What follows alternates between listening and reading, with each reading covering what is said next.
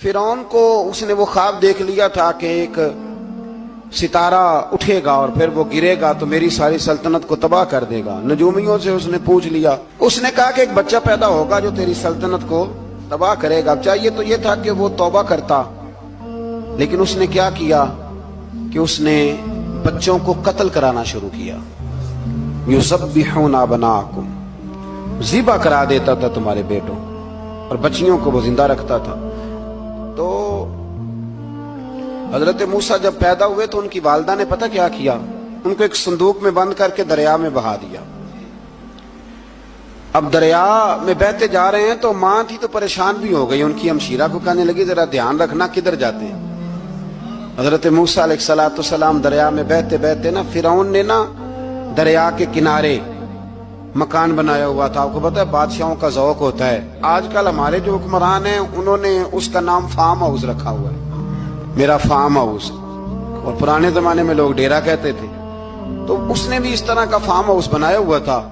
वहां पे हजरत मूसा अलैहिस्सलाम तैरते हुए ताबूत के अंदर, संदूक के अंदर जा रहे हैं। फिरौन और उनकी बीवी हजरत आसिया बे औलाद थी, बड़ी तड़प थी बेटे की, वो भी वहां खड़ी थी।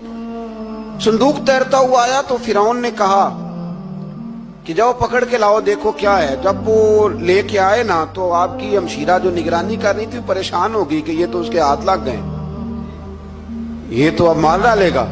लेकिन जब खूबसूरत और चमकता हुआ बच्चा देखा तो बीबी आसिया कहने लगी ये बनी इसराइल का है ही नहीं, ये तो पता नहीं कहां से बहता हुआ यहां आ गया है, तू ऐसे ही छोड़, ये पता नहीं कहां से है, रख ना ले, रख ना ले।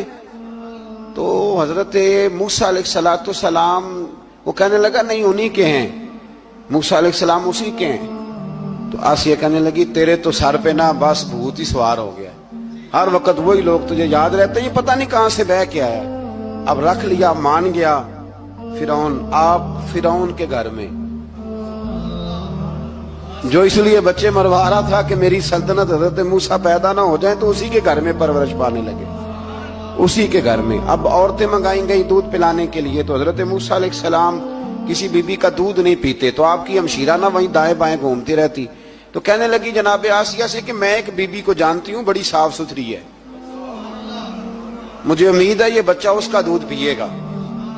तो फिरौन कहने लगा दौड़ के ला। तो अपनी वालिदा को लेके आई तो हजरत मूसा ने फौरन दूध पीना शुरू कर दिया। फिरौन को फिर थोड़ा शक हुआ। एक रवायत यूं भी लिखी है बाज लोगों ने कि फिरौन एक दिन उठाया हुआ था हजरत मूसा की, अभी थोड़ी सी उम्र थी, तो आपने उसकी दाढ़ी पकड़ के तो एक घूंसा दे मारा। जलाली तो शुरू से है ना। तो कहने लगा आसिया तू मान ना मान, ये बच्चा वही है।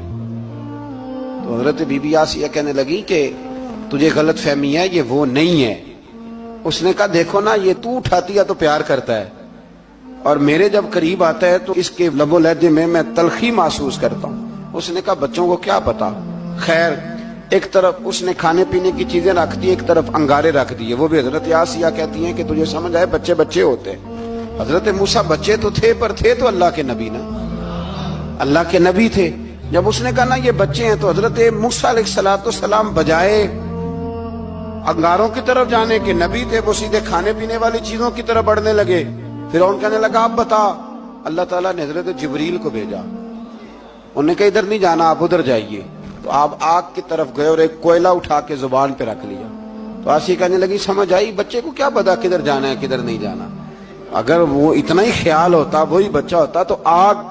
और बाद मुफस्सिरीन ने लिखा है ये जो हजरत मूसा दुआ मांगते थे ना, रब्बी शरह ली सदरी व यस्सिर ली अमरी, ये वो आग का अंगारा जब कोयला मुंह में रखा था ना, तो उसकी वजह से जुबान में कुछ लुकनत आ गई। तो आप दुआ करते थे कि या अल्लाह मेरी जुबान की वो बंद गिरा खोल दे, ताकि मैं खुल के फिरौन के सामने बात कर सकूं। वही हजरत मूसा पलने लगे।